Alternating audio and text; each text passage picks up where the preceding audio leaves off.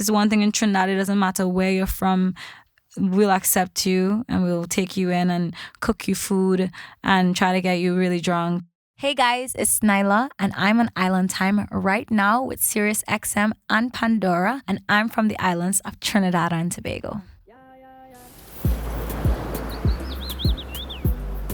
I think it would have to be at the age of, I think it was 11. I've been doing music since I was like 4 years old because my entire family are musicians and singers, songwriters. But I was always kind of like, okay, this is what we do. I'll do it, you know. But when I really realized that I wanted to do it, I think I was just singing one random day. Like, I'm always singing, but I was like, you know, I actually really like singing. But it wasn't then. It was when I wrote my first song. I was around 11 and I was so proud of myself, the fact that I wrote my own song, that I was like, oh no, I have to be an artist. They have to hear this, you know. So I think that was the age when I realized, yeah, I'm gonna do this. It was kind of meant for me because my mom, my uncles, everybody sings, my grandfather. So it's kind of just like, okay, yeah, easy peasy, let's do it.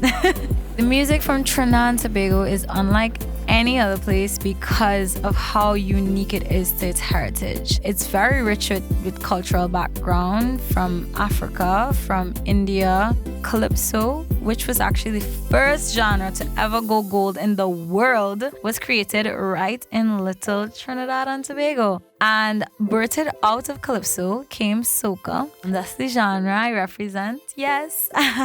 And it is a blend, it's a mixture of Indian and African rhythm because we have so many Indians living in Trinidad and Tobago. We're very culturally linked. We are so rich with culture. Vibes can't done, to be honest. That's just the truth. You know what I'm saying? We have carnival. We have the steel pan. The steel pan was the last invented instrument, and it was invented in little Trinidad and Tobago. The steel pan, steel drum, you guys would say. Yeah. Currently, I would say that my mom, Nailah Blackman, inspired my music a lot. In my formative years, she wrote my songs, and when I started coming into my own and writing my own songs and creating a sound for myself, I took a lot of her stage presence and a lot of what she tried to do with her music in terms of making it fun and just where my notes are at sonically. She's an amazing artist, so yes, Nailah Blackman would have to be one of my main influences. I'm not being biased. I'm saying this because it's the honest truth. I think it would be my first song, Workout. And it would be that song because, one, I love Kes. He's always been one of my favorite artists. And that's why I chose to do my first song with him. Two, hearing that song would inspire me to work out, which is what I need to do. So I would stay fit. Three, it's just such a jam that I never get old. Like every time I perform it, it feels brand new. It's one of those songs that never feels old to me, and I perform it all the time and I'm still not fed up. So I think it's one of those songs that I could hear for eternity. Yeah. It would have to be spending all my days by the beach. I grew up with my 4 siblings, and we would go to the beach and forget we have a house, literally. We would just be there all day till it's dark, till my parents would have to come and get us and be like, bro, like, you have a house. I'm sure you have homework. I'm sure you have something to do.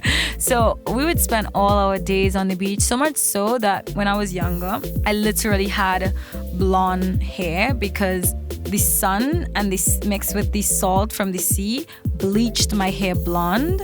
My skin was so dark that I actually have a birthmark on my face that I never saw until I was like 13 years old. So the beach was definitely my way of life.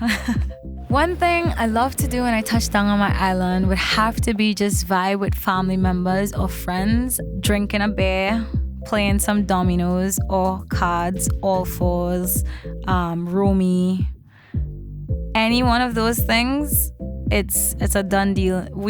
assimilated Trinidad into the equation.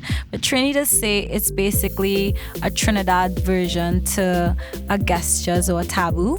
Those kinds of games are now part of the equation. Hanging out with friends and family, drinking and playing card games, dominoes, board games, that it's a done deal. It would have to be my elder brother, Siobhan. So funny enough, he lived in New York for my younger life, but he's from Trinidad, of course. And every year I would see him for carnival time because he would come every single February. I saw my brother. That's how I built my relationship with my brother until he moved back when I was around 12 years old. And I'm telling you, he's a lot older than me, but I cannot keep up with him. I am not a real FETE, I will admit. I'm just not. I don't know what's wrong, but I just can't go that hard for the enjoyment. If I'm going that hard for work, it makes sense. But he is somebody, he will go to all the parties for carnival. And Trinidad Carnival probably has over 300 parties in a space of like 2 months. But literally, he's somebody that will always be the life of the party. There'll always be a random person that he picked up that he met at another party, and all of a sudden they're staying in the guest house, and that's just the kind of person he is. So big up Siobhan. There's a lot of dope food, but there's only one food that has the crown, and that would be doubles. Talk done. Okay, so let me show you where it is at, right? There's doubles. He's the Tinto king on top, right? It's like a family tree, like, you know, you come down and then you have like a whole bunch.